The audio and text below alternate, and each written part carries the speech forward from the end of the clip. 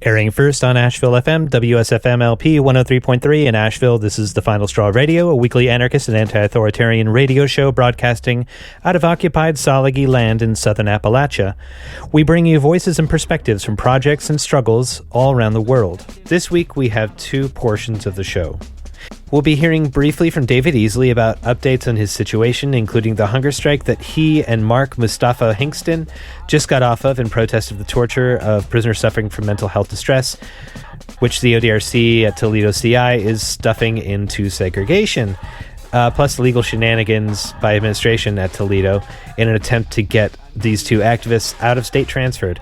You can keep up on Mark and David's activity on their supporters' Twitters that'll be linked in our show notes. But first, we'll be hearing from Jason Goudlock, a prisoner under the so-called Old Law in Ohio, serving his 26th year of a 6 to 25-year sentence.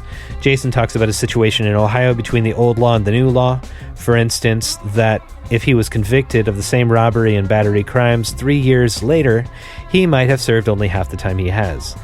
Jason also speaks about the whims of the Ohio Parole Board, some corroborated in public statements by former Ohio Parole Board member Shirley Smith, linked in the show notes, and mentioning the situation of Marc Houc, for instance. Jason is also the subject of a documentary called Invisible Chess, the Jason Goudlock story, which can be found for free at his website, freejasongoudlock.org. And again, Goudlock is spelled Goudlock. Education packs for teachers can be found at the site for the film, invisibleChess.com. The film will be shown on Wednesday, January 22nd, 2020, from 1:30 to 3, alongside a discussion at Bard College, led by the filmmaker Samuel Crowe, along with a prison reformer, Bill Nichols. It can be viewed at the Bartlesman Wets Cinema on the Bard College campus. You can find Jason's website and blog up at freejasongoudlock.org. There's also a GoFundMe, which is linked in our show notes, run to help raise funds for Jason's legal defense and for awareness around his case and that of other old law prisoners. You can find information about that GoFundMe at gofundme.com by searching Jason Goudlock. Jason also suggests that people pay attention to Fair Treatment Reform and Reentry.org to learn more about the struggle, and check out recent legislation put forth in Ohio to affect the old law/new law sentencing disparities, and in particular the work of Beverley A. Seymore, the author of the Parole Reform Bill. Finally, Jason shouts out the cases of the Lucasville Uprising. Check our show notes for links to interviews with Hassan over the years, as well as with Bomani Shakur, aka Keith Lamar, on his book, his first edition of his book, Condemned, as well as with Greg Curry on the case. We also spoke a couple of years ago with Nikki Schwartz, a lawyer present at the time, and another prisoner about the 25th anniversary of the uprising. And some brief announcements. Dr. Mutulu Shakur, a black liberation activist and acupuncturist, has been imprisoned for some 33 years, and this year was found to have bone marrow cancer. There's an article up on the sfbayview.com, linked in our show notes, that was published on January 4th. Supporters are requesting letters of support and love to be sent to Dr. Mutulu at Dr. Mutulu Shakur, 83205-012, USP Victorville, P.O. Box 3900, Adelanto, California, 92301. They're also asking for donations for his medical legal commissary and other such funds, with details in the article and also up at mutulushakur.com, where you can find the associated donate button. At Dr. Shakur's request, there is at this time no public campaign for his release.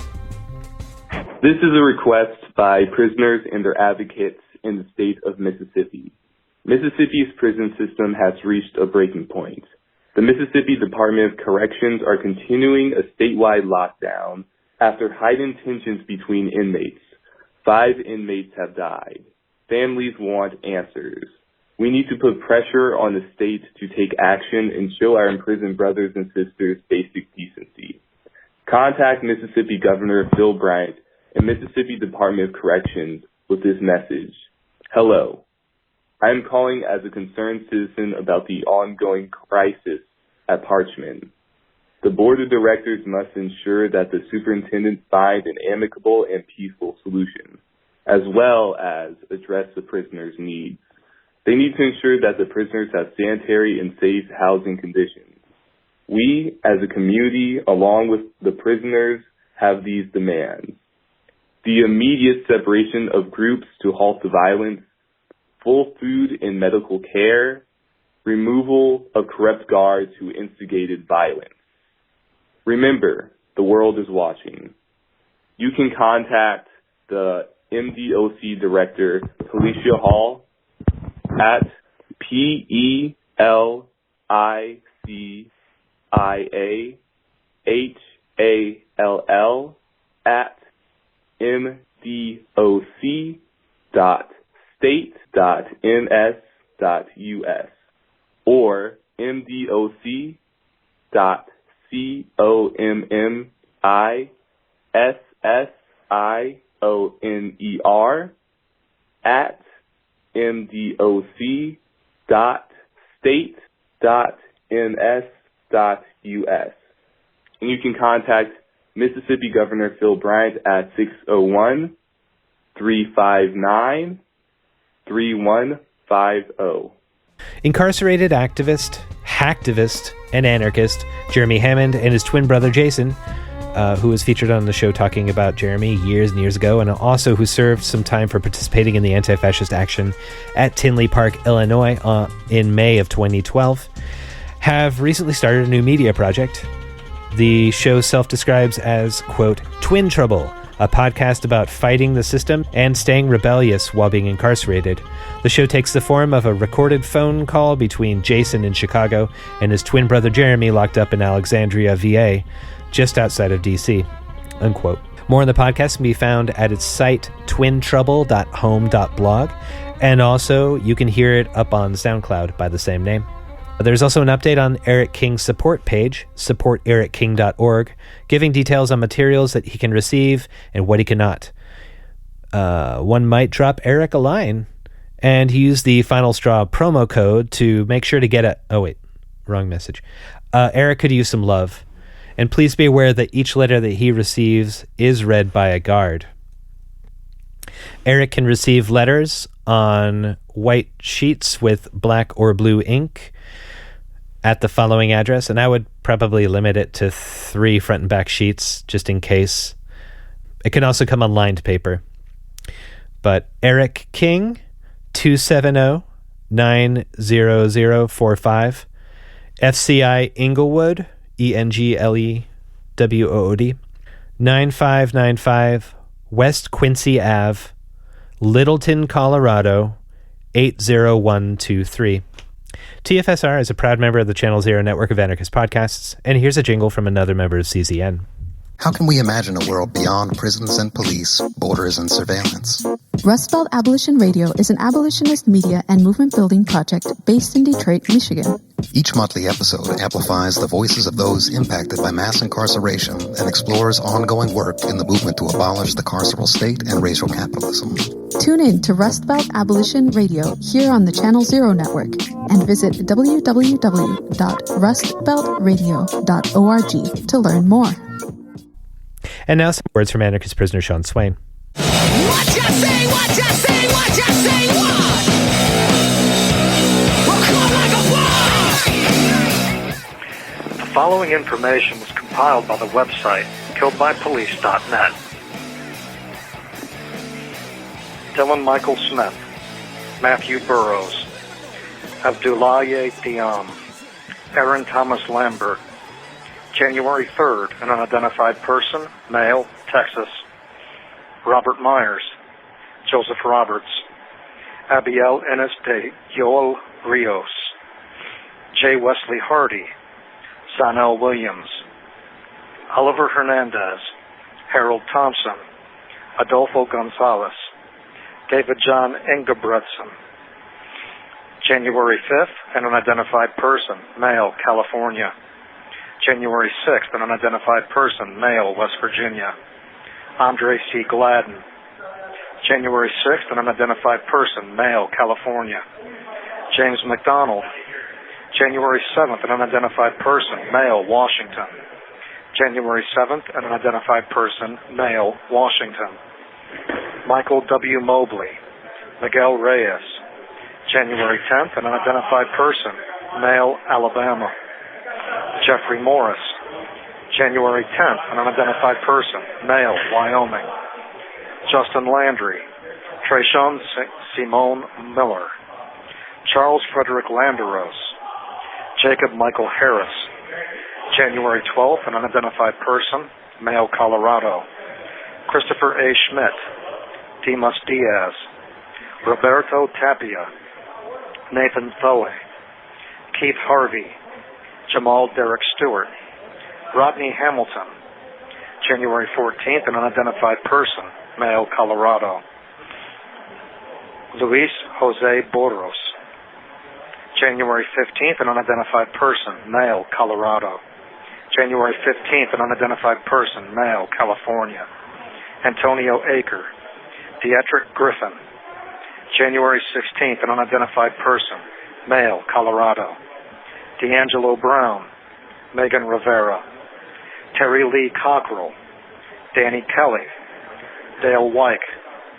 Matthew Neal Tucanen. Mark Leo Gregory Gago. Jason C. Minnick. Chance Mavity. Horacio Ruiz Rodriguez. Jimmy Atchison. Preston Oshust. Kevin Grant Voucher. Dwight Stewart. January 23rd, an unidentified person, male, New Mexico. Marcus Gashal. Caitlin Alex. Jeffrey Lynn Jones. Russ Allen McClellan. January 25th, an unidentified person, male, Florida. Jacob Archambault. Joey Duane Ramirez. Regina Nicholas. Dennis Tuttle. Gregory Griffin. David Michael Bosuljeva. Nikilo Dwayne Graves. Nicholas Pilhauer. Richard Malton. Carl Thayer. Siatu'u Tauawi. January 29th, an unidentified person, male, Texas. January 31st, an unidentified person, male, New Jersey. For the month of February 2019, Robert Martinez, Henry Harold Russell, Johnny Weeks, Isaiah Thomas, Dylan Joseph Mark Cross, Asuncion J. Gomez Guerrero, Henry Harold Russell, Robert Matz, Corey Johnson, Anthony Dwayne Childs, Seth Keogh Mallard, Hunter Allen, Alan Jones, Miles Dillon Cooper, Danny Rodriguez, Michael Robert Novak, Morgan Shane West, Nolan Herzig, Jason Matthew Hill, Charles L. Cook, Aaron Allen Perskiop, Joshua Rember Williams, Williabo McCoy, Jeffrey D. Tyree, Jonathan Ramirez, Gabrielle Carter, Ted Schmitz, Willie Jermaine Robinson, Eric Young, Tyrell Pounds, Favon and Thavong, Alex Johnson, Christopher Brimsey, Patrick Reed, Johnny Mathis, Garrett James Ebenall, Greg Allen Carlson. February 14th, an unidentified person, California. Michael Dreyer, Mark Muraski, Gary Marin, Michael Elam, Nan Quang Lee, Javier Hernandez Morales, Elizabeth Ann Strop, Reginald Romero Bursey, Delmar Espejo, Pierre Woods, Clayton Joseph, Emmanuel David Joshua Oates, Kyron Marcel Sands. February 20th, an unidentified person, male, Hawaii. Bradley Blackshire, Kasim Karim, Timothy Rhodes, Nico Crooks, Felipe Martinez, Sterling Durant Humbert, Daniel David Messmer, Angel Burke, Jackie Scott Pendergrass, Tommy Kirby, Brian Ryder. This is anarchist prisoner Sean Swain, in exile from Ohio at Buckingham Correctional in Dillwyn, Virginia. If you're listening, you are the resistance. You can write to Sean Swain at his latest address at Sean Swain, number 2015638, Buckingham Correctional, P.O. Box 430, Dillwyn, Virginia, 23936. You can find his past writings, recordings of his audio segments, and updates on his case at seanswain.org, or now follow him on Twitter at @SwainRocks. So I'm speaking with incarcerated activist Jason Goudlock. Could you please tell listeners a little bit about yourself, who you are, and where you are? My name is Jason Goudlock, and I'm an Ohio old law prisoner currently incarcerated at the Toledo Correctional Institution in Toledo, Ohio. I'm serving an indefinite prison sentence of 6 to 25 years for 5 counts of aggravated robbery and 2 counts of felonious assault with 3-year guns, sentencing specification enhancements. And I've been incarcerated under Ohio's old law since 1993. And how old were you at the time? At the time of my initial arrest, I was 17, and then I was bound over, but I was released on bond, and then I got arrested again for good November 1993, and I was 18 years of age at the time. I mean, that's like a terribly young decision for someone to continue to be in prison for. Anyway, can you talk about, you mentioned old law, that seems to point to there being new law. If someone was convicted now for these crimes, how much time generally would they be sentenced for? Under the new law, the sentencing range that a judge could sentence you to would be between 3 to 10 years. The judge would pick an actual number. It wouldn't be, an indefinite sentence where you would have to go to the parole board. So between 3 and 10 years, the judge would pick a number based on the nature of the crime. Now with the gun specifications, I believe that gun specifications under the new law, I believe they are 3 years also. So the most time that a person can receive, if I'm correct, would be 19 years. And the minimum amount would be 12 years. That's adding the gun specifications for the same crime. For the same crime that I'm locked up for, aggravated robbery, would be anywhere, like I said, 12 years to 19 years. And so, it's pretty well documented at this point across the board and recognized that there are historically and continuing disparities in sentencing between white folks versus non-white folks, and that varies according to the different populations in different parts of the country and how class interacts with that. And so because of mass incarceration just ballooned during the war on crime, or the war on drugs, and I guess the war on crime, in the 80s and 90s, people were sentenced to these huge amounts of time. And my understanding is that the attempt to change from the old law to the new law was an attempt to sort of remedy this discrepancy in the over criminalization and over carceration of in particular certain populations. But can you talk about what the changing of sentencing for the new law, what that sort of left the people that were still convicted under the old law, what that did to the time that you were in? Well, with Ohio changing its sentencing guidelines to the new truth in sentencing, the less punitive guidelines, what it did for old law prisoners, it created a class that eventually phased it gradually went from being the majority class to the minority class, as because the class over time it began to shrink in size, and eventually the old law class of prisoners, we became the minority class, and the new law, it created a situation where we're basically being discriminated against, we're being over incarcerated, even like the rules and regulations inside of the prison, they discriminate against us. The rules and regulations, they're written basically to accommodate and benefit new law prisoners. Like if we get a conduct report as an old law prisoner, we have to go before the parole board, and then the parole board, they're allowed to play judge, prosecutor, and jury.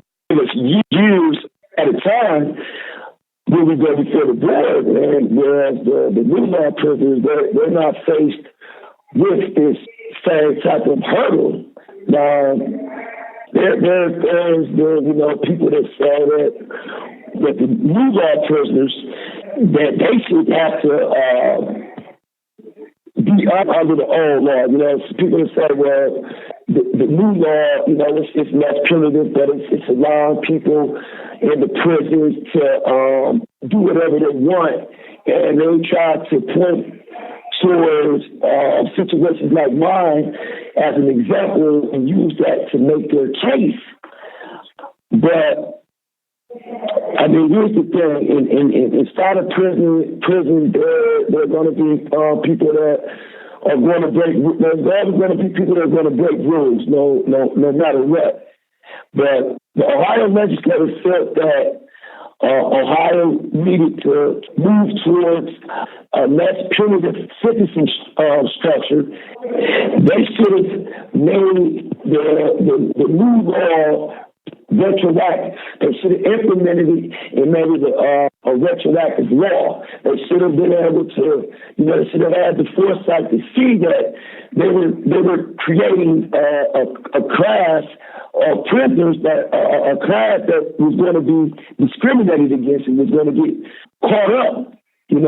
Like I've been caught up. We're being over incarcerated, serving, some instances serving twice as long, Then we would serve under the new law. They should have had the foresight to see this, and they should have implemented the new law and made it a retroactive. No, they should have made it retroactive.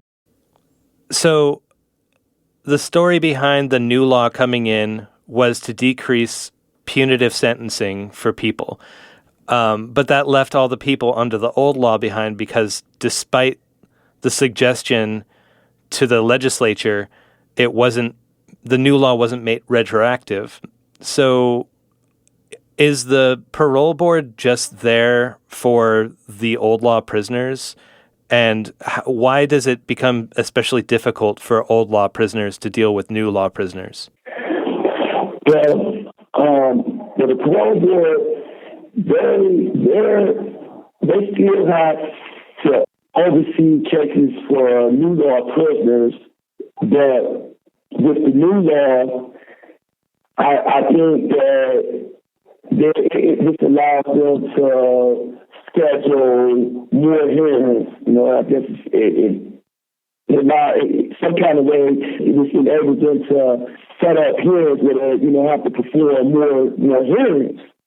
Now, I don't know the exact numbers of the amount of people that are incarcerated under the new law who have to go before the parole board, but they're holding on to the old law prisoners for something. I mean, because if they wanted to, they could have easily given us paroles. People who are deserving of paroles. I mean, people who served, if you served twice the amount of time, a new law prisoner would serve, and I mean, the person should be paroled. As far as the question of why do I think it's so hard for old law prisoners to get along with new law prisoners, It's a matter of, New York prisoners, majority of them, they know they're out there, they're serving a shorter amount of time. Most of them, the sentences are in their sentences are shorter. But, you could have New York prisoners who are serving a long amount of time, but overall, most prisoners, they're serving shorter sentences. They're not faced with the obstacle of having to be on their best behavior, and have their freedom determined, based on their behavior. So, you have all our prisoners, and most of us, we've been incarcerated for a minute, we're older, we're trying to stay out of trouble, but it's kind of puts a bullseye on our back, because, it seems like the Parole Board, as well as staff, prison staff, they want to act like everybody in prison is in here for missing Sunday school or nothing. They don't want to acknowledge the fact that, people are criminals in here. You know what I mean? It's not like, everybody in here is in here trying to turn their life around or, do something productive. I mean, this is the penitentiary. You know what I mean? So in this type of setting, a predator versus prey, type of setting, so we're going to have some people going to look at old prisoners and they're going to look at it like, well, these guys, they're trying to stay out of trouble. They're looking at some guys as easy pickings. I mean, oftentimes, this doesn't happen a lot, but, oftentimes, they make a mistake, singling out all our prisoners thinking that they can get away with something because these guys trying to stay out of trouble. But the thing is, when you have a New York prisoner who, what we call takes a shot at a New York prisoner, an old law prisoner, when the old law prisoner defends himself or, reacts, it's the old law prisoner that gets, punished, gets years at the parole board. So there's definitely a friction, there's a friction between old law prisoners and new law prisoners, because, new law prisoners, they don't really care about what all our prisoners have to go through. Because they're concerned, with their own situation. And to an extent, I understand it. You know what I mean? A prisoner comes in, they're doing their time, they're worrying about themselves. This is how it is. But there's a friction between old law and new law, and old law prisoners, we're also frustrated because the administration, they know about it, like they don't want to acknowledge it, remedy the situation. They don't want to, come up with some type of remedy to fix the problem, which they can easily do. This is not, rocket science. It's not like they couldn't solve this problem. They could solve it within the prison system. The Ohio legislators could solve it, and the parole board could solve it if they wanted to. At one time, on our parole board decision sheets, there was a field that it had the comparative sentence. It had a new law comparative sentence on our decision sheet, which basically it showed what sentence we would serve if we were under the new law. And the parole board, they were, supposed to be using this, as a sort of a guide, to determine. This call is originating from an Ohio correctional facility and may be recorded and monitored. They were supposed to be using this as a tool, to determine the amount of time that we should serve. But even when they had that comparative sentence on a decision sheet, at least in my situation, they were completely ignoring it. But now it's not even on the decision sheet. You know, they just do what they want to do. They say that they're the parole board, and, you know, they're allowed to, you know, by law, give you as much time as they want, as long as it doesn't go over the time that the court sentenced you to. So they just do what they want to do. But if you have an indeterminate sentence, then, like, when does that end, right? Well, we have out days, right? But the thing, the sentence is that this is the difference. Like in my sentence, I have a 6 to 25. But I have gun specifications too. My gun specifications brings my sentence to a total of 34 years. But we can say we're just going to focus on the 6 to 25, okay? If I just had a 6 to 25, the parole board would be able to flop me up to 25 years. Okay, but now I would go to the parole board on that 6 to 25. I would go to the parole board probably 4 years in, because you only do 8 months and 13 days until you go to your first year. So between that 4 years and that 25 years, the parole board, you know, they can keep flopping, giving me 2 years, a year, 18 months. They can give me a day if they wanted to. They can give me any amount of time that they want up to that 25 years. Now, with the new law prisoners, like I said, they know their sentence, exactly what their sentence is from the time that they are sentenced by the judge. You know, their sentencing range, like I say, the average sentencing range for a felony one in Ohio is 3 to 10 years. Well, the judge is going to pick that exact number at the time of sentence. So the judge might say, hey, well, for the crime of robbery, aggravated robbery, I'm going to give you 5 years. And that's that. They do their 5 years, they don't have to go before the parole board, they're released. So that's the difference. We do have a definite date, but it's not determined. You know, our time of sentence is determined by the parole board. So this is just by the new law not being implemented and applied retroactively, it just created a situation that allows the parole board to abuse their authority. It also creates a situation that allows correction officers as well to abuse their authority, because they're fully aware. You know, they know about certain privilege, especially when they see your number, like my number is a 2, an officer, they see a person with a number that starts with a 2, they know that this is an all-law prisoner, and they know that if they want to really get back at you, all they have to do is write one of the classic outrageous conduct reports. And they know that when you go to the parole board, this conduct report is going to turn into another sentence. Some of the officers, they even, they brag about it.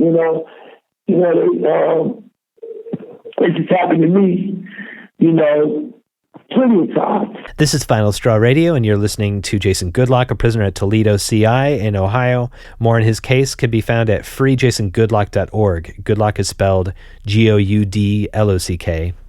Can you talk about the instance that happened to you on April 12th in 2013 with Officer Blankenship? At that time, I was in April 2013, I was in the Mansfield Correctional Institution. And my son, somebody stole his TV. And when I told my Sally, I said, your TV's gone, he told the black officer. And so the black officer started conducting a massive shakedown. So I'm sitting in the cell, and, the officer wanted to speak to me about it, and I told the officer that, I didn't want anything to do, with this investigation. I didn't have nothing to do with anything, and I don't want to speak about this.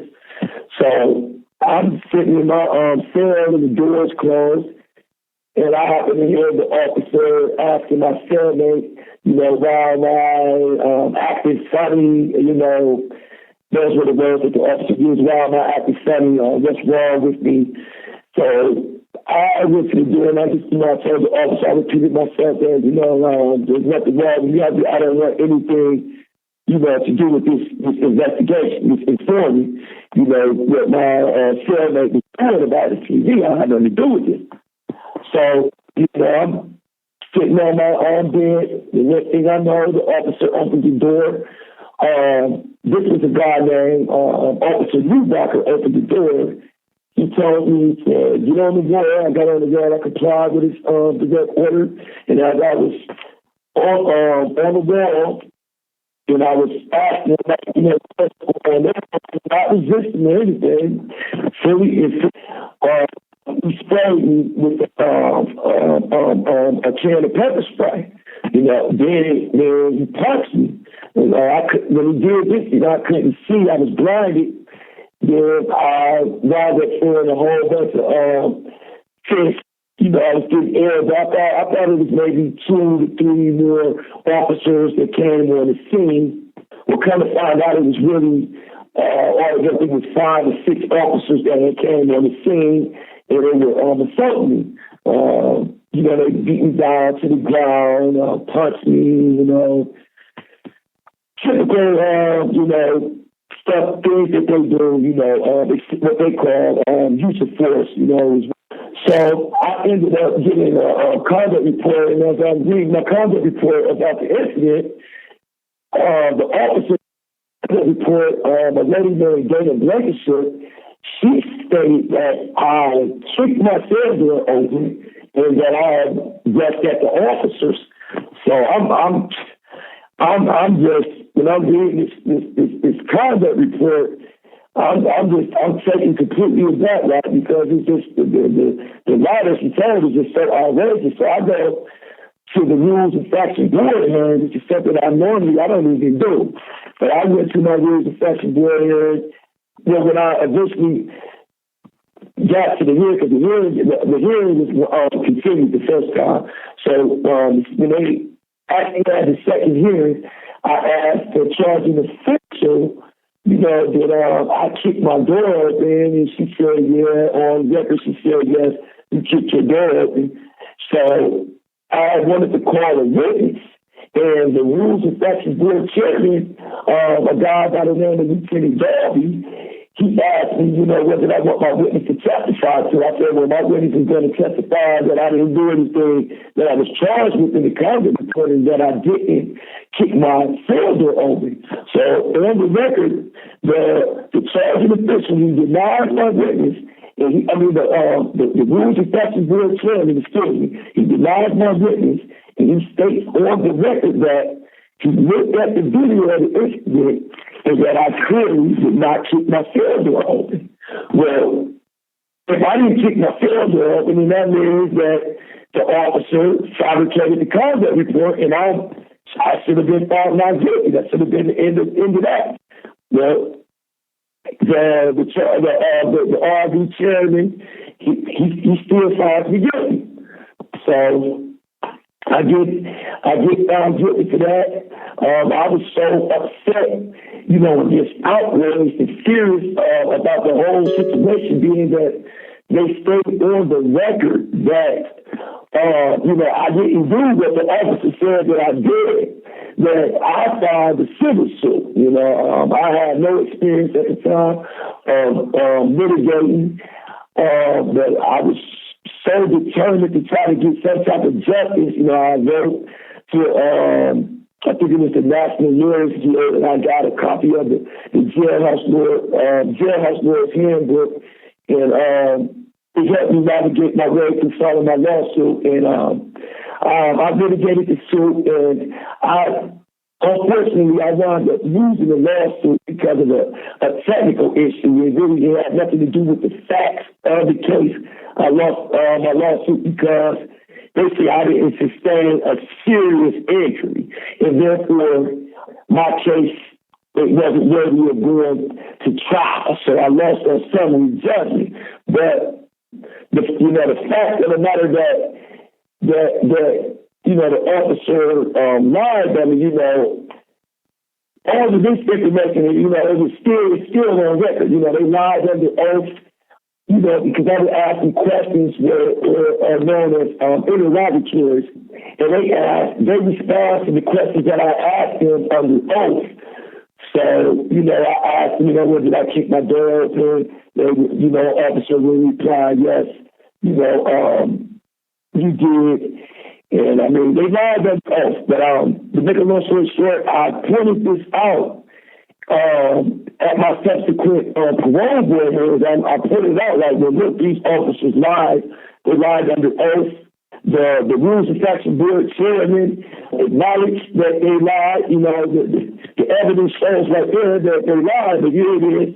You're still using this evidence against me to justify giving me additional time at the parole board. I mean, this makes no sense. Now, this was basically, the main reason that I had made the comment that I had made in a letter to the parole board. I made a comment about LeBron James at the end of my letter. And I only, I did this because I was trying to come up with basically a creative way to get some attention about my situation. So I outlined all of these discrepancies in my letter. I pointed out the fact that I served more time under the old law than the new law prisons. I pointed out the fact that officers assaulted me and lied on me and fabricated conduct reports. I pointed out the fact that one of the parole board members had been busted for filing false criminal charges against me. And I put that in my letter. And my thinking was that, well, if someone in the media, reports on this letter, that they would investigate the claims that I made in my letter, and this would, ultimately lead to me being freed some kind of way, or getting a meaningful parole hearing, which I have never received. When I ended up going to the parole board in 2014, I wound up getting a 5-year continuance, so that was their way of retaliating against me, I guess, for, exposing their wrongdoings, to the media, even though a lot of people didn't really, nobody really came to my aid. I have to admit, I have to say that the reporter for the Akron Beacon Journal, a guy by the name of Phil Checker, he did a good story. He covered all aspects of the story before I went to the parole board, as well as he did a follow-up story. So, I received 5 years for that. But, I was just trying to, like I said, come up with a way to expose what the parole board was doing, as well as the Department of Rehabilitation and Corrections. They're ignoring the fact that officers are inside, the penitentiaries beating prisoners. I mean, how can you be, a state employee, a person in authority working in the prison system, and you're ignoring the fact that 5, 6 officers beat a prisoner and then lied about it under oath. I mean, can you talk about, so that was the guards presenting evidence and bumping you. Can you talk about what your experience with Marc Houc being on the parole board was, and what someone in that position of power can do to someone facing the parole board? So in 2012, I went to the parole board, which was my 4th parole board hearing. And when the screen came on, one of the parole board members on the 2-person panel was a guy by the name of Marc Houc, who is a former prison warden whom while he was a warden at the Ohio State Penitentiary in 2006, he was caught filing a false vandalism charge against me as well as several other prisoners. Now, this individual there's no way that he should have been on my parole board panel. In my opinion, he shouldn't be allowed to be on the parole board at all because, like I said, he was caught filing a false vandalism charge on me in August of 2006. Specifically, on the day that I was framed, I was in the home, and another prisoner had apparently he pulled his sprinkler in his cell, his fire sprinkler, and it caused the range to flood. So shortly after that, the lieutenant, he came to my cell and he moved me to another cell known as a strong cell. So I didn't know the reason why I was being moved or anything. I was moved. So a few days after that, I received the conduct report. And in the conduct report, it stated that I had pulled my sprinkler and that the water caused damage to a nearby service elevator. So knowing that I didn't do this, and being that the lie was just so outrageous that I went ahead and I went to the Rules Affection Board hearing. When I went to my hearing, I found out that I was being charged with vandalism. I was read my rights. State Highway Patrolman, he came to see me. I told him that, I didn't pull my sprinkler, and then I found out that some other prisoners were being accused too. And I told them, they didn't pull their sprinkler either. Now the guy who did pull the sprinkler, he voluntarily admitted, and he told the trooper that he pulled the sprinkler, and he was the only one who did pull the sprinkler. Well, subsequently, we were found guilty by the Rules Affection Board, and we were charged, I think, approximately like $800 each for a total of $3,200. So we were adamant, in the fact that we didn't do anything. We expressed this to the trooper, and the trooper said, that, well, we're going to look into it, and if we didn't do it, then they were going to be the person responsible for, filing these false charges or whatever, they were going to be dealt with. So as part of the investigation into the alleged vandalism, the State Highway Patrolman, he interviewed the elevator repairman. And when he interviewed, the elevator repairman said that they had to fix the elevator and get the warden's motorcycle, his customized motorcycle, off of the elevator. Like I said, the warden at the time was Marc Houc. Parole Board member Marc Houc, he was the warden at the time. So the fact that there was a motorcycle on the elevator inside of a supermax prison, this fact was never told to the State Highway Patrol by Marc Houc at the time when the charges were filed. And they, called the police on us. And, alleged that a crime had been committed. They never volunteered the information that, oh, by the way, there's a motorcycle on this elevator that these prisoners supposedly broke. The Mahoney County prosecutor, he eventually, he threw the charge, he threw out all the charges. All charges were dropped, and he said on the record that he wanted an investigation, to continue on Marc Houc. But subsequently, the investigation, it just dropped. There was no follow-up or anything, according to the police records.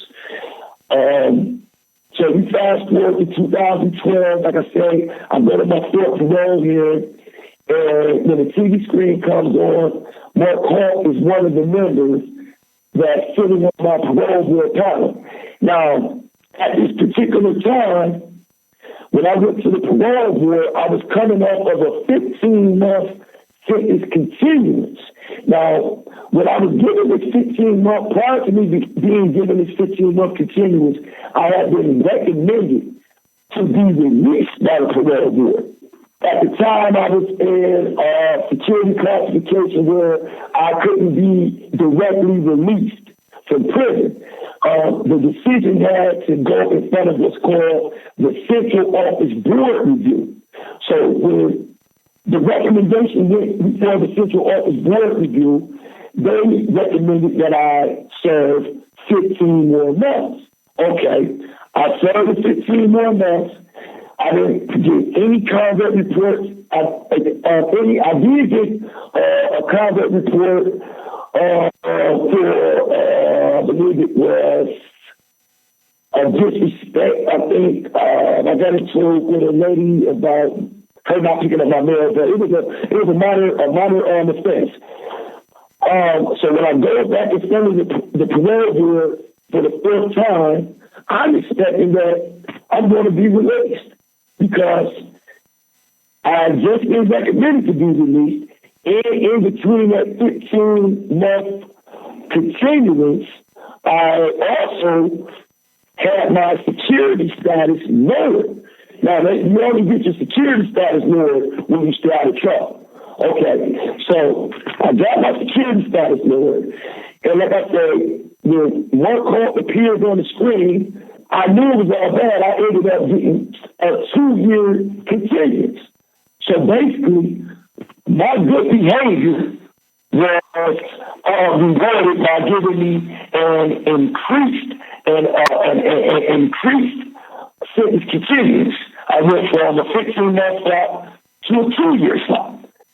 There's absolutely no doubt in my mind that I received this increased continuance because of the presence of Marc Houc. I mean, there is no explanation, there is no reason why you would give me a 2-year slot after you just gave me a 15-year slot after you recommended me to go home. And I hadn't gotten in any trouble, so I got my status there. So from there, this is where, the problems really started to occur and manifest themselves with Marc Houc. Now, I do the 2-year slot. Afterwards, I received the 5-year slot. I did the 5-year slot, and August of last year, I just got another 5-year continuance. So, I mean, this would have been prevented. This would have never transpired. It would have never happened had Marc Houc not even been on the parole board. He's tainted all my parole hearings since 2012. All of my hearings have been tainted. There's no way that I can receive a fair hearing. In my opinion, if they're going to take me up to the parole board tomorrow, I would not be able to receive a fair hearing because he's, been able to communicate with other parole board members and, basically alienate, what should I say, not alienate, but take the whole proceeding.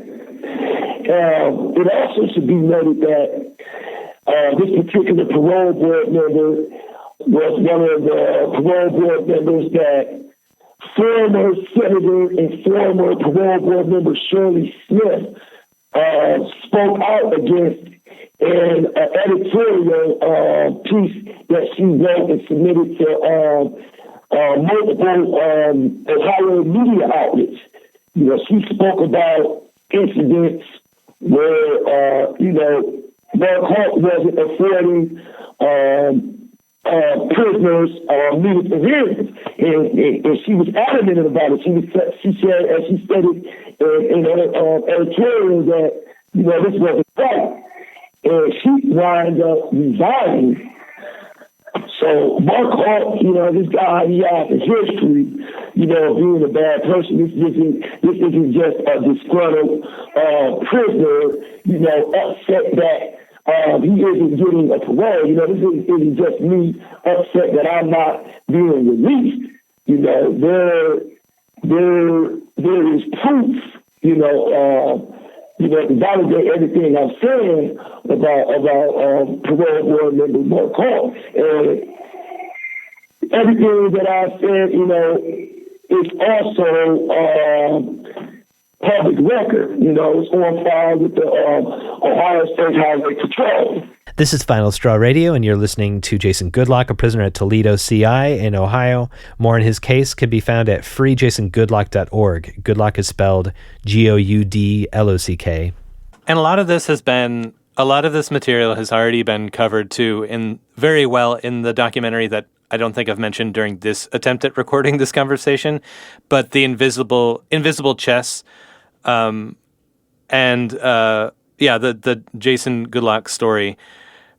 There was also, to kind of switch gears a little bit, because they did such a good job of covering some of this information, and I suggest if people want, they should definitely check out that documentary for free. It's very well produced. It's on YouTube. And there's lots of voices, including Jason's, in there. I wanted to switch gears and kind of talk to you about what you've been involved in while you've been inside, and like how you've learned and how you've explored. You've written a novel. You've written a lot of pieces that are very politically charged and very personal, in the form of like spoken word poetry and hip hop. Can you talk a bit about the writing that you've done on the inside, and any like pieces that you specifically want to direct people to, or the process of learning to focus and hone your skills as a writer? So my novel, being locked up, I wanted to do something productive. I wanted to use that, to show my readiness to be released from prison. And I also, I was hoping that some kind of way that I could, I was trying to generate some funds to, use towards my freedom campaign. And at the same time, I wanted to, tell a story that someone specifically like at-risk youth or at-risk teens, someone could read and look towards the story and use it as a form of inspiration, to get through their situation. I also wanted to use it as like, a cautionary tale, of what could happen if you weren't focused. If you became unfocused, you could basically end up like the character in the book as well as myself. Because I wrote the book loosely based on my experiences. So, that was, the real, the story behind the book.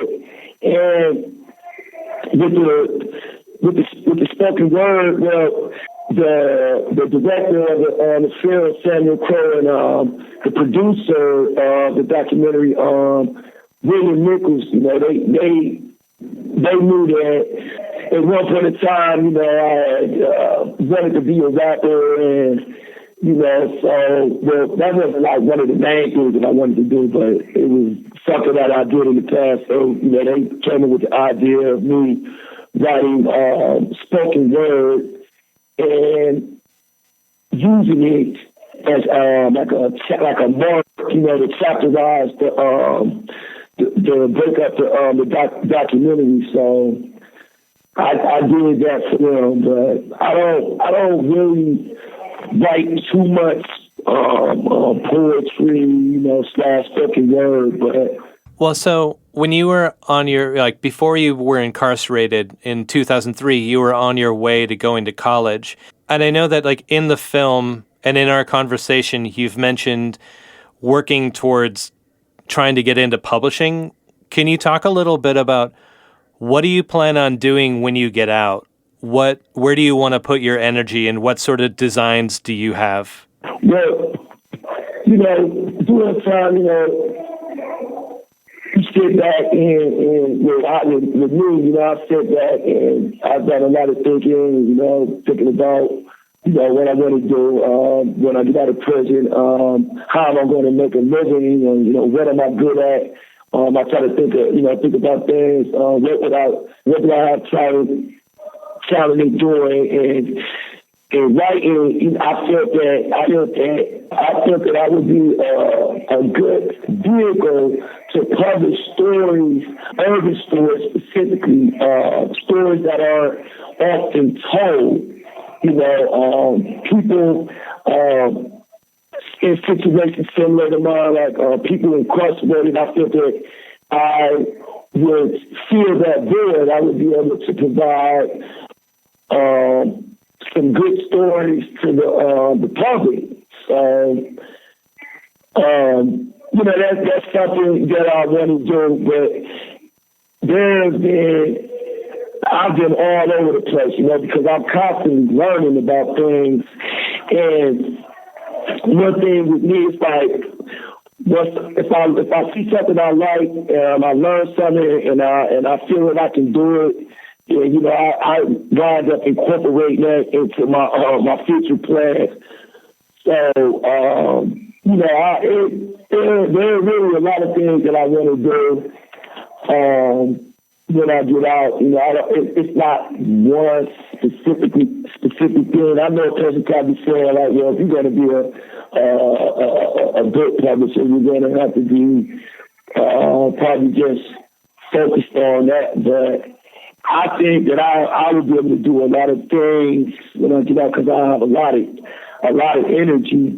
One of the really interesting parts of the film for me was the space that was given for your relationship, like you're getting into politics and your relationship with Hassan and Bomani Shakur and other like elders inside of prison who are political organizers. Can you talk about sort of how you became political and why you think that's important? Yeah. It was like, I guess it was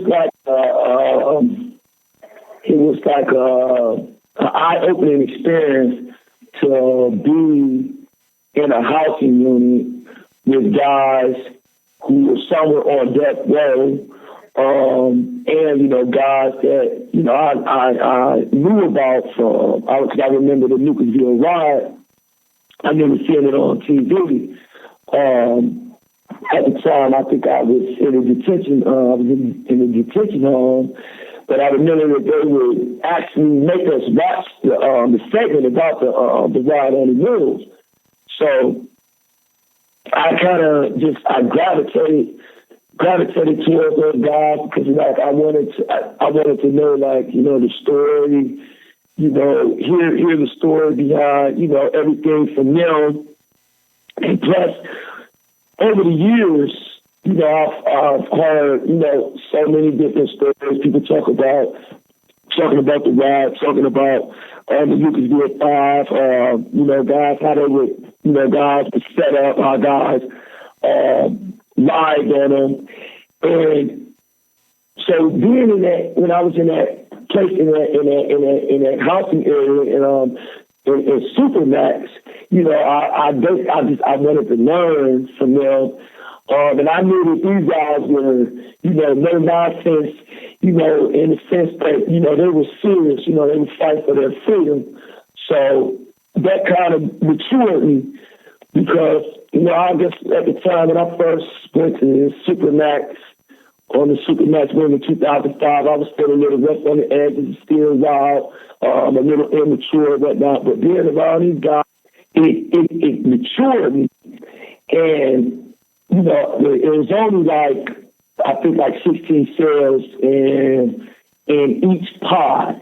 So it's not a lot of prisoners. And we all of us, we get to know each other, fairly quickly. So when I first was placed on the Supermax pod, I was placed in Hassan's block. I was kicking on the door, I was banging, I had just got assaulted by an officer. and I'm banging and I'm kicking and I'm going off. And, he wound up, sending me, he would send me books and, he would send me, food. And another guy, one of the Lucasville 5 prisoners, he was the range porter, Namir. So, he was a Muslim by the name of Namir. So I got to know, slowly but slowly, I got to know those guys. And he would, talk to me. Namir would talk to me. Hassan would talk to me. Then, eventually I ended up in the block with political prisoner Greg Curry. I heard about him. Chief Lamar, I met him. And Chief Lamar, he had written a book called Condemned, an account about his injustice and how he got set up. Matter of fact, it's called Condemned, the whole story. He rewrote it. And I read it. And I wanted to emulate their ways. I seen the type of people that they were associated with, like in college professors, they were getting, visits from Stanley Allisman, Hassan, he was getting visits from, Elaine Brown, who at one time, she was around the Black Panther Party, Huey P. Newton was in exile.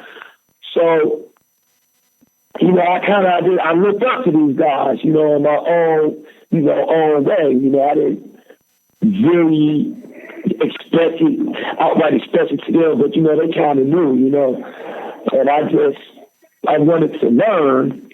And being that, their struggle was political, I had no choice, but to, learn about the struggle, because that's what their whole life consisted of in OSP. They're constantly having discussions on the range about the struggle, getting their freedom. So I basically became, politically active, being around those guys. They wore up for me, and it was a good thing. So currently, we were going to air some audio last week, and it didn't record correctly, but I had spoken with David Easley, who put you and I in touch. And David and Mustafa, or Mark Hingston, have both been protesting the use of segregation and isolation against prisoners having mental health crisis, which will drive people to suicide within the Ohio system. They've been in hunger strike for months now at this point and are in danger of being interstate transferred. Can you say any words to the listeners about your understanding of what's going on with them and maybe in support of them?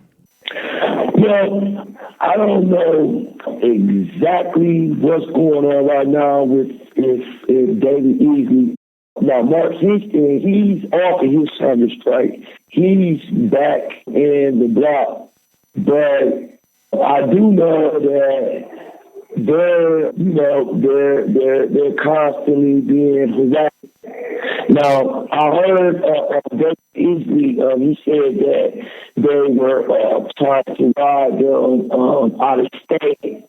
I don't know what the status is with that, but I would say to anyone who's listening, and is concerned about, solitary confinement being used, being weaponized, being used to torture people, and that they should get in contact with them because they can really fill you in on the specifics of that. One of the mental health supervisors, she was recently fired, allegedly. She was caught in a sex act with another prisoner inside of my block. As a matter of fact, this particular mental health staff, I don't. Yeah, I'm against incarceration, and I'm not saying I'm bad she's out there, but I definitely don't feel bad for her because when I was in solitary confinement, my cell was next door to the suicide cell, and I happened to witness, with my time in the hole, I witnessed staff assaulting numerous prisoners who were on suicide watch. They were forced into the cell, despite the fact that the cells had feces all over them. They weren't given the suicide blankets, the suicide mattresses. The cells weren't clean. And every day when this supervisor would come around, the lady who was fired, Mr. Linsky, I would point this out to her. And I would call her to my door. Sometimes I would just yell out the door, and she would either ignore me, or she would, make some little sly remark, and with the officers, and she would just basically just ignore, her responsibility. The mental health of a prisoner was not even an issue. It was all about punishing the prisoner, in that cell. Now, matter of fact, while I was in the hole, and I wrote about this on my blog, on my website, the What's Going On blog on freejason.org. I point out the fact that I was forced into a suicide cell and placed on suicide watch. In spite of the fact that I never said anything about being suicidal, I got into it with an officer about him supposedly supposed to pick up my envelopes that I ordered, and we wound up getting into an argument. He took me out my cell, took me to a holding cage, and then he told me I was going on suicide watch. And I said, no, I'm not suicidal. So after about 2 or 3 minutes, I got sprayed with pepper spray. So the same way I got sprayed by the officer when I was in Nashville. I've never seen it coming. The officer, he jumped back. He said I spit on him. He hit his officer assistance button, and then other officers, they showed up. And then eventually later on that day, they forced me into the suicide cell, So that's what they do, They use mental health, they punish people with the suicide cells.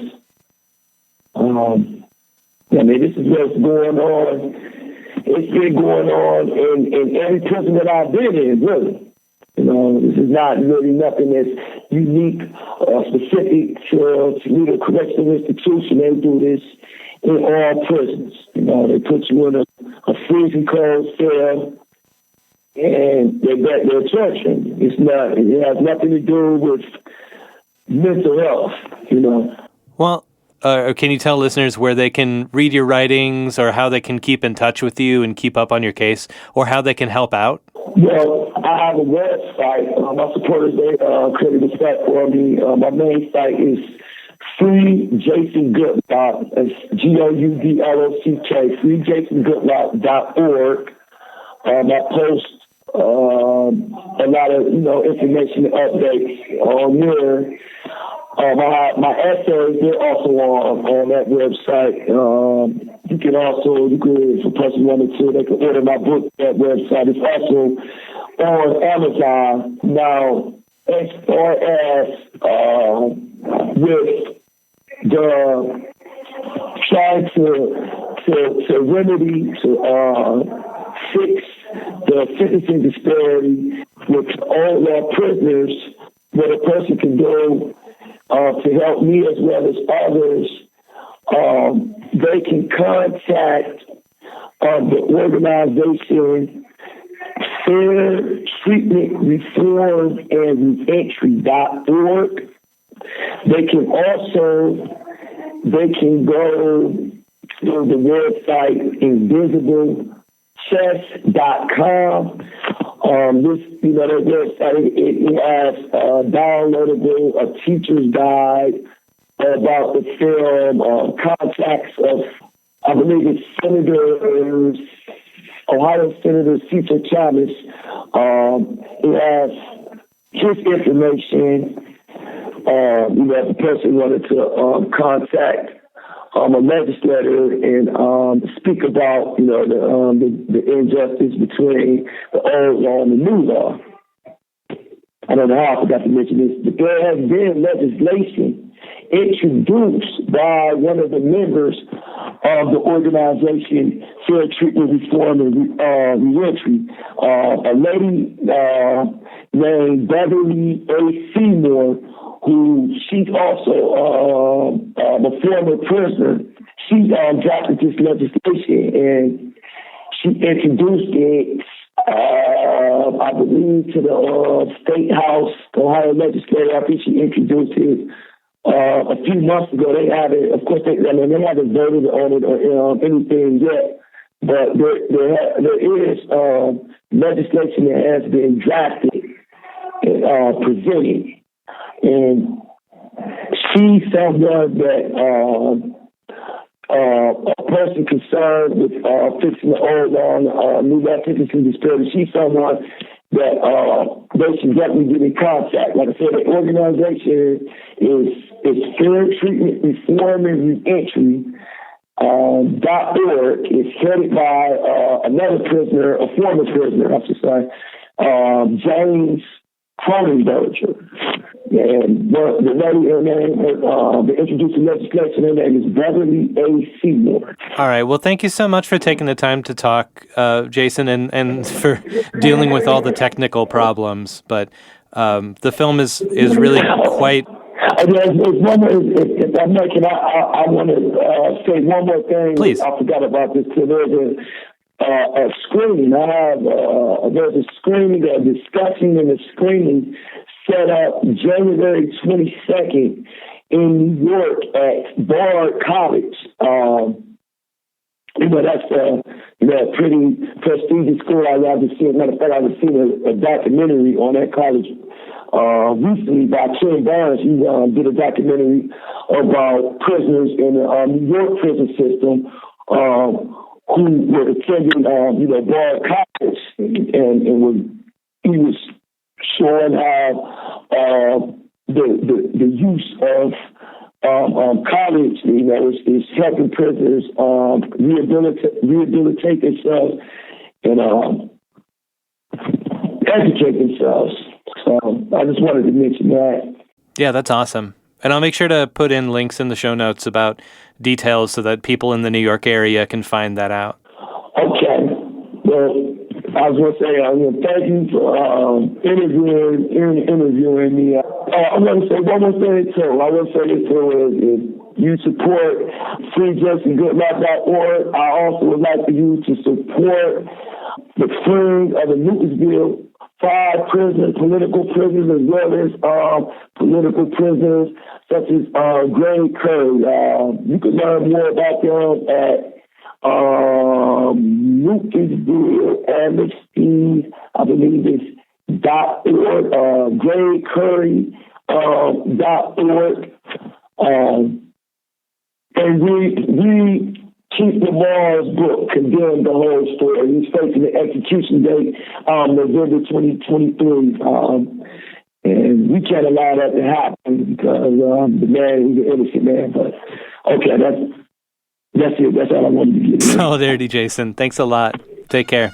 This is Final Straw Radio, and you're listening to Jason Goudlock, a prisoner at Toledo CI in Ohio. More on his case can be found at freejasongoudlock.org. Goudlock is spelled Goudlock. Whether you give a small single donation of $1 or recurring ones of thousands of dollars a month, thanks Papa Soros. Every little bit helps. In the last few months, donations via our Patreon and PayPal from listeners have helped to get better equipment to our newest regular contributor, Cypress, have helped us to send safety gear in solidarity with anarchist media projects in conflict zones, have helped us to send out stickers to publishers to promote the project, and brought us some much-needed ice cream. But what if you want to support the project but don't want to kick in Skrilla? No prob. We have you covered. Simply getting in touch and sending us some loving kindness is much appreciated. So is putting us in contact with a radio station that might want to pick us up for free broadcasts, spreading the word of anarchy and its spirit in this very authoritarian time. You could suggest a topic or even record an interview on your own and submit it to us. You could make music that you'd like. Do you make music that you'd like to hear on the show? Why not send us a link to the recording? Do you have your own podcast project and need some help? Reach out. We're happy to help. Do you have translation skills? Please, for love of the spaghetti monster, get in touch with us so we can try to put those to use in crossing the boundary of our monolingual U.S. public education ass brains. Do you like to type? How about helping us transcribe your favorite episode, one you especially enjoyed and want to make available for easier translation and to aid in the understanding of folks who have hearing impairments or maybe who English is not a first language? Or you could just share the show with a friend. In closing this pitch, we'd just like to share our appreciation again. Happy 2020. Now let's tear this shit down. My name is Easley. You spell it E-A-S-L-E-Y. My number is 306-400. My first name, David, but everybody call me Conrad Easley. Recently, I had just come off of a third hunger strike and a suicide watch because I do the suicide watch as part of my protest in a way for them to keep documentation of the hunger strike, because sometimes if you don't do that, the officers will cheat on the log sheets and say you ate when you didn't eat. Me and Conrad Mustafa, we've been hunger striking about the retaliation in Ohio because they're trying to transfer political prisoners, me, Mustafa, a couple guys out of state for nonviolent protests, hunger strikes, lawsuits, public records requests, grievances, complaints, just your everyday, resistance. They look at us as the head of the resistance down here, but we on our Martin Luther King stuff, and we're not engaging in no violence, but they kind of calling us troublemakers, trying to organize prison labor unions and things of that nature and stuff.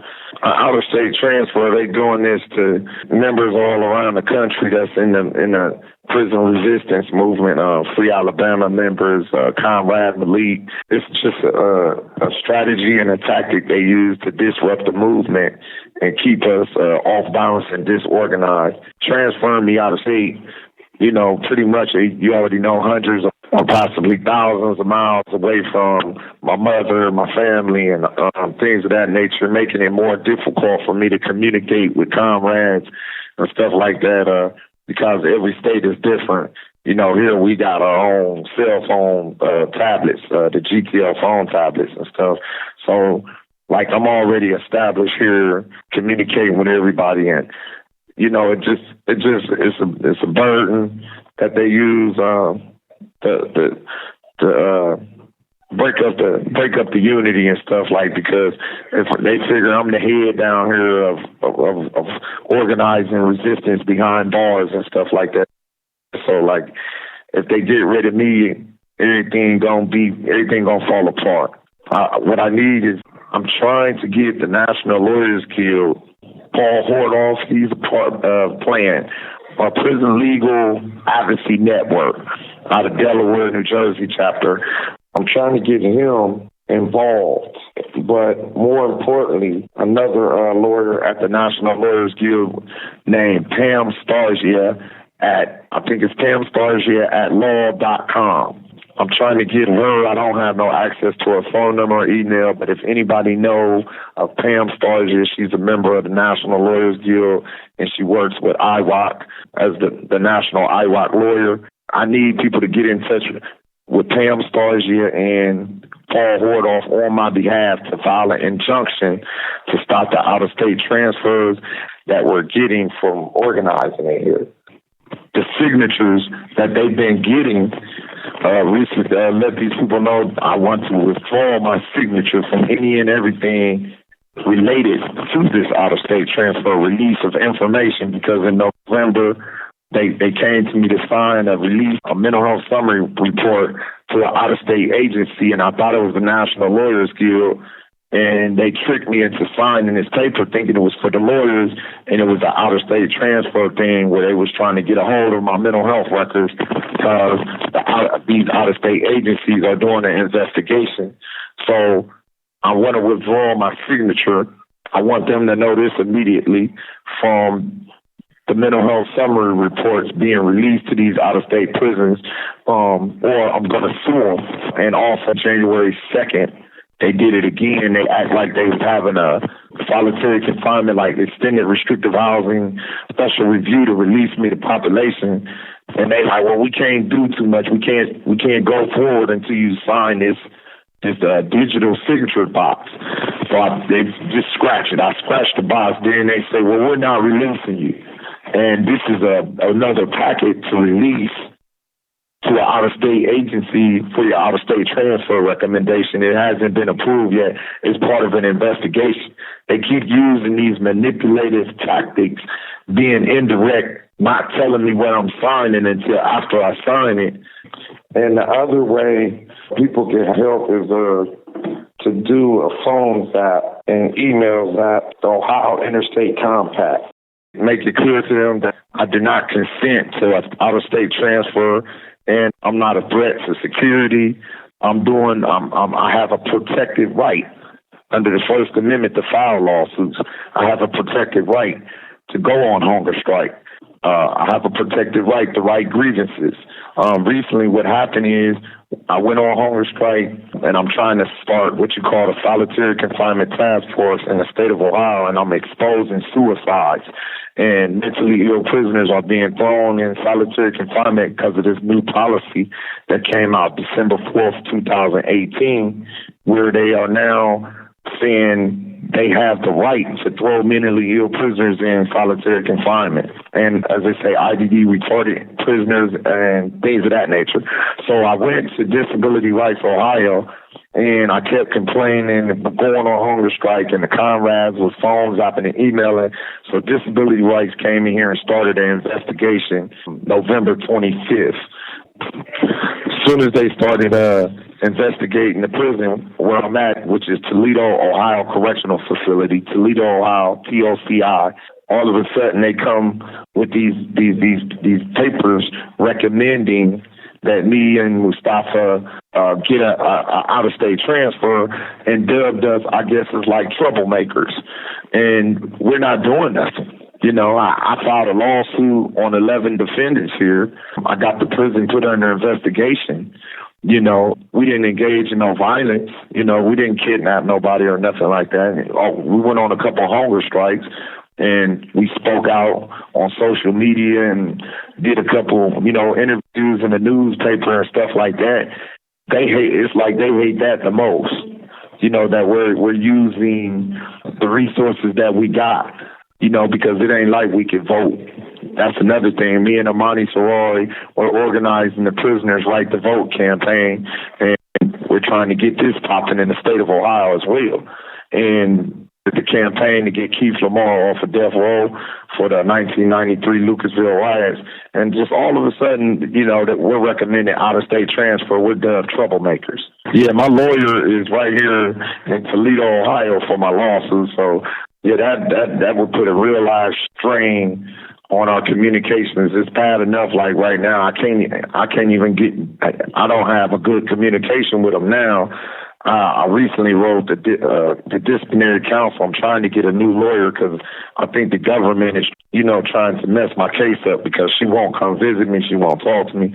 So I know going out of state is going to be much worse because of the phone bills. When you call from out of state, the phone bills just be astronomical, and we don't get no visits. We definitely ain't going to have no way to communicate or whatever. And also, what I want to put out there is very important that everybody know, April 6th, 2020, we're hosting an event at Case Western Reserve University in Cleveland, Ohio, on Euclid Avenue. The school-to-prison pipeline and challenging the prison industrial slavery complex. It's going to be hosted with Armani Ferrari and Professor Dan Berger of Seattle, Washington is flying in. The Radical Student Union Case Western is going to be here, and West Bill Radio has been talking about coming. A lot of people have been talking about coming on. We're trying to see if Critical Resistance is going to show up. If anybody wants to go or be a part of this event, they would need to contact Professor Tim Black at Case Western Reserve University. My Twitter handle is @OH for Ohio. Number 4 for prisoners. So it's @OH for prisoners. And that's the number 4. And you can reach out to me on jpay.com, letter JPAY.com. My number is 306-400, first name David, last name Easley. Or you can also call request me on my GTL phone tablet by going to connectnetwork.com and setting up a GTL phone account. The institution location I'm at is Toledo, but if it doesn't show up on there, just put in Ohio Department of Rehabilitation and Correction and set up the profile and look for this button called the call request button, and you can call request me by phone.